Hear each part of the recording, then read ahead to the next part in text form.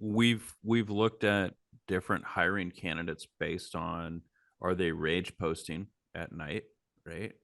Is that going to be somebody that's going to be stable for work? Is it going to introduce more conflict? Is it going to introduce more drag, or anything negative into the group or the team? And doesn't have to be just OPSEC stuff. It could be, are they just rage posting after 10 o'clock? Yeah. Why aren't they sleeping more?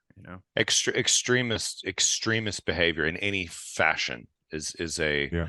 is usually an indicator of a not balanced individual. Definitely someone who's not going to be a good engineer or a good analyst. And whether it doesn't really matter what they're mad about. It could be Trump. It could be Pokemon. It could be anything. If they're going crazy at 2 a.m. about it on Twitter, that's Yep. a clue.